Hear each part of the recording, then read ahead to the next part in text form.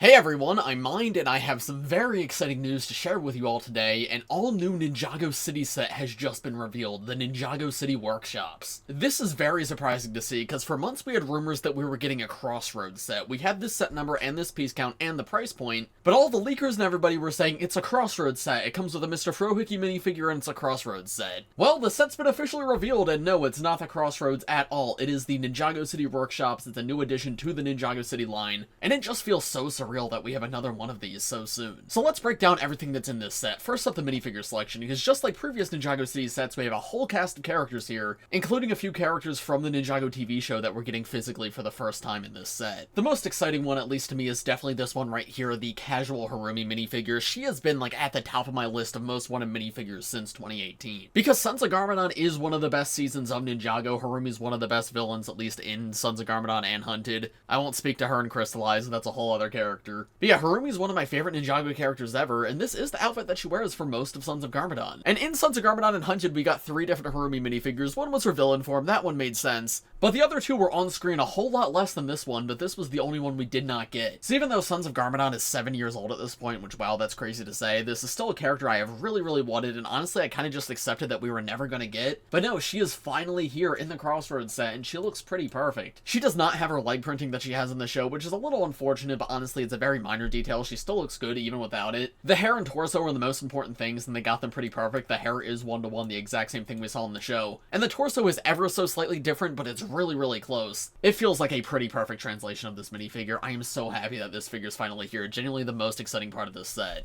Then we also have Shirtless Zane. It's the same one that comes in the $10 set this wave. It's a really good Zane minifigure, honestly one of the best Zane minifigures in years, but it was in the January sets in a $10 set, so it's not too difficult to get. Here's another character from the TV show that we're getting physically for the first time, Dorama. A lot of people have mixed opinions on Dorama as a character, myself included, but he is a pretty big part of at least Ninjago Dragons Rising Season 1, and I did like him in Season 1. So I feel like he's a character that just makes sense to get, and especially in a Ninjago City set like this, because the past few cities have been giving us like these lower tier villains. We had the Mechanic in the Ninjago City Gardens, and then Misdemeanor in the Ninjago City Markets, and they're continuing that trend with Dorama in this set. I will say the colors on him look a little weird. He uses lavender, and I don't know if that's just because this armor piece already existed in that color, because I believe Monkey Kid has used that part in that color before, and the hat also possibly? I forget if this hat's been in this color before, but the torso is 100% new here. So the colors are definitely a little bit off, but he still definitely feels like Dorama to me. So overall, I'm still pretty excited to get this guy. The new version of Pixel comes in this set too, which hey, it's nice to see her in a 3rd set. This is like the most common a Pixel minifigure's ever been, and obviously this is the most expensive way to get this minifigure, but it is another way to get this minifigure. So it's cool to see her here. Then here's another character from the TV show, Dr. LaRoe, another one that I never expected us to get. She's another pretty major character from Dragons Rising Season 1 that just didn't come in sets. Like, she was on the poster for that season and everything. And she wasn't like on the top of my list of characters I wanted, but like the Season 1 collection feels a lot more complete now. I feel like now that we have her, all we really need is Frohickey, and we do have like Season 1 like fully represented. Unfortunately, she does not have the streaks in her hair like she does in the show, but I do like the whole Imperium Scientist outfit. And then here's a really wacky one to finally get. Twitchy Tim from The Island is here. And the reason why this is exciting is because this minifigure was actually designed 4 years ago. He was supposed to be in a set 4 years ago. Because look, here's one of my old magazine thumbnails, and this is how we know this figure existed, because there was photos of him in the magazines. Because no, this isn't a render that was made up for a magazine, this is an actual figure that was supposed to exist, so they have actual pictures of it, right? That's not a render, but then it was just never released. So now after all this time, he's finally here. Now something interesting is it actually seems like he was redesigned, it's not just that old figure with the new hairpiece. Because I knew the hairpiece was different, now we have Cinder's hairpiece that he's able to use, so he is accurate to the show. But yeah, you can see the facial expression and jacket on the old version are slightly different, so I guess we are never gonna see this actual minifigure. But I am happy to finally have this guy in some form, and this version does look a lot more accurate to the show than the other version. And then after that, we just have 4 generic civilians, one of which is a Dragonian, which is super funny. And they are listed on the box as model shop owner, workshop mechanic, restaurant worker, and Dragonian tourist. And then not technically a minifigure, but Dorama's puppet also comes in this set, which is another very cool thing from Ninjago Dragons Rising Season 1 that it's nice to finally get physically. Definitely significantly smaller in the set than it was in the show, but they definitely do a good job of like capturing the vibe of it. But now back to the actual set, let's look at everything that's going on here.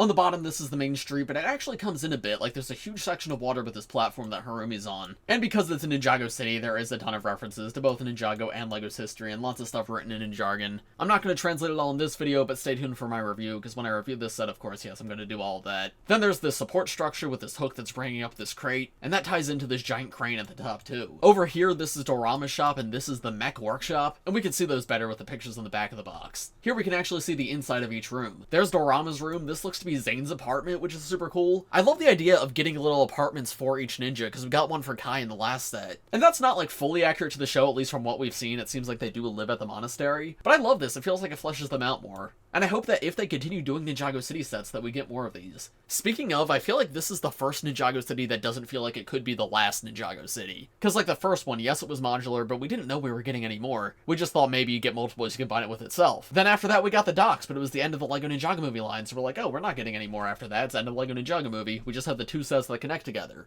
But then they brought the line back with the Ninjago City Gardens, but that was for Ninjago Legacy on the 10th anniversary, so it was like, okay, this is a celebration of all of Ninjago. They're doing one more Ninjago City to end off the 10 years. And then the Ninjago City Markets was to celebrate the release of Dragon's Rising, and that one definitely did not feel as final as the previous ones, but even still, that one left us with 2 middle sections and 2 corners. You could make a perfect rectangle with it. Like, it felt like it was a good place to end off if it was gonna end. But now with this one, this is our 3rd corner, and that would be like a really weird place to stop. I feel like this means we are absolutely getting more Ninjago City stuff in the future, which I think is pretty likely anyway, but I just don't see any world where this is the last one we get. Anyway, I don't know why I'm talking about the future right now, because I should focus on the big new set in front of me. Because here's a look at the inside of the model shop right here. It's got a little mini model of Cole's Titan mech, which is adorable. There's a little restaurant right here. And then there's the mech that stands in the center of the platform, and it looks like the whole thing is you have to put the mech together. You can see that parts of the mech are like being lowered with the crane, and there's a little garage right here to work on those parts. Yeah, this is all very exciting. Now, with all that said, I will say this doesn't feel as big of a deal as the previous 2 Ninjago Cities. Like I said, those 2 were both huge sets and huge celebrations. It was the 10th anniversary set and the celebration of the release of Dragon's Rising. This one is definitely smaller, both in terms of like importance and excitement, but also physical size. I believe this is our smallest Ninjago City yet? Yeah, it has about 200 less pieces than the Ninjago City docks, which was the previous smallest. And to me, this does feel very similar to the docks, though that one was very wide, this one's more vertical. So as such, I don't feel like it reaches the level of excitement of the markets or the gardens, but I don't think that makes it a bad set either. It's cool to get like lower key sets, and there's still a lot to be very excited about here. I think the mech in the center of the build is easily the coolest part, and I kind of wish that was on the front of the box, because I feel like having it off to the side really does not do this build justice. And here, actually, I have a few more close-ups. Here's a close-up of the Harumi minifigure in all of her detail.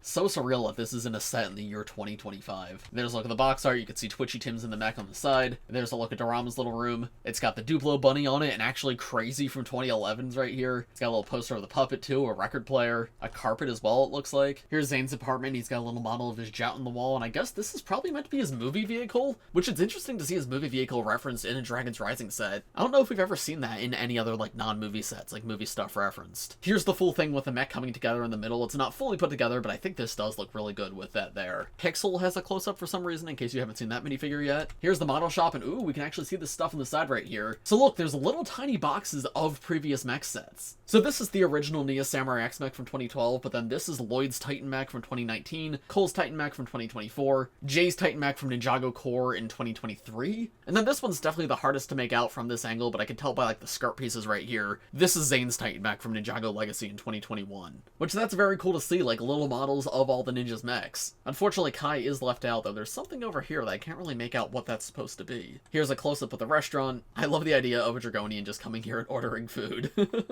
Here's the construction worker, probably the lamest Ninjago minifigure ever. Not because she's bad, but this literally just is a LEGO City figure. There is nothing Ninjago about this figure at all. Alright, and then this is just everything from the back of the box, right? Yeah. There's a panel that comes off on the back here, too. Got some lifestyle images, too, if you want to see this person, like, building it and playing with it. Here's a look at it in person with the mech in the center. I feel like this does really tie the whole thing together. Again, I don't know why that's not in the box art like that. Look, you can poke Dr. LaRoe. Here's some of the rooms removed. There's Zane's, there's Dorama's, there's the restaurant, and there's the model shop. The crane's also not attached at this moment. Another nice shot of the full thing with the mech in the center. Here's all the minifigures lined up, too.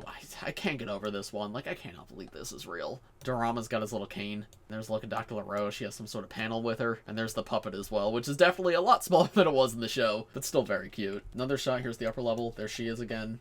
Look inside one of the buildings, and here it is up on a shelf all on its own. Oh, we have the Ninja's original symbols right here. That's a new sticker we'd not seen yet. Something you can turn on the side right there. And then I've got 2 videos to show you. The first one is just what if this spins? It's just the regular spinning video that LEGO always has. There you go. That's it spinning. Wow, amazing. But the other one's a little more interesting. It's the shopper video, so this is basically the lifestyle images, but as a video, so you can see some things in motion. Create a detailed Ninjago world with a 4-story Ninjago City Workshops set. Put Dorama in his thing. The 4-floor LEGO Ninjago City model features apartments, shops, and restaurants that can be removed for separate play. Kids can use the 2 cranes to lift and lower loads between the toy's 4 floors. The model features a mech bay for the ninja to create and equip their mechs. Includes 10 minifigures offering endless adventures for builders aged 14 and up. Wonderful. We saw a couple things, a couple points of motion in there. This platform that the mech is on, you can spin this thing at the front to move it forward. You can also open up the garage. That's what that thing on the side does. And then, of course, the crane itself can move things around. That makes sense. But there we go. I think that's most of what I have to show you for the Ninjago City Workshops. I'm very curious to hear what all of you guys think in the comments. My take, this is very exciting. I'm always happy to get more Ninjago City sets. It is definitely the least exciting Ninjago City we've gotten in a while. Like, it is not on the level of the gardens or the markets. But I also don't think it's supposed to be. Like, this is absolutely designed to be a smaller one. So if I'm comparing this to, like, the docks, I think I prefer it to the docks. Obviously, I will have to build it up and spend some time with it to see which I prefer, this or the docks. But yeah, I like the idea of getting a lower key Ninjago City set, and I still think there's a lot to be excited about here. And number 1 on this list is her. I'm not over this. And that ties into my next thing. I have this set, actually. I currently have this set. It came in the mail a little over a week ago, and I did not know it existed. So I did film an unboxing video like I normally do, and I captured my first reaction to this set on camera. Because I know recently there have been rumors that have described exactly what this set is, but when this arrived for me, we did not have those rumors yet. I was opening that box fully expecting to see the Crossroads set, whatever that was going to be. So I was completely shocked to see that no, it was not the Crossroads, it was the Ninjago City Workshops. So stay tuned, because I will be uploading that unboxing video later today. And of course, because I have that set, yes, it means a review of this set is coming soon. It is going to be a little bit till I can post it, about 2 weeks, but that's good because it gives me time to build everything up and cover everything in full detail. But anyway, I think that's all I've got to say for this video. If you're excited for this set, make sure to leave a like and subscribe to the channel if you're new. Thanks for watching, everybody, and I will see you all in the next one. Bye!